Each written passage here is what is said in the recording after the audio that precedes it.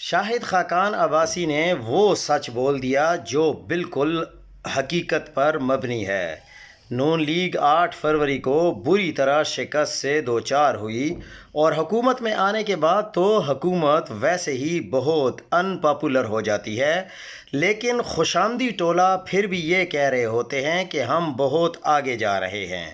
نواز شریف نے اپنی بیٹی کی خاطر نون لیگ کو تباہ اور ختم کر دیا۔ نواز شریف کو اس وقت احساس ہو گیا تھا جب وہ واپس آ کر مینار پاکستان کے ناکام جلسے میں گیا۔ اس کے بعد بھی 1-2 جلسے کیے، اس کو سمجھ آ گئی تھی کہ عوام کتنی نفرت کر رہی ہے۔ اسی لیے 8 فروری کو ہارنے کے باوجود فارم 47 قبول کر لینا اور اس کی سیاست کو ختم کر گیا۔ وہ 88، 93، 2002 اور 2008 میں بھی تو الیکشن ہار گیا تھا۔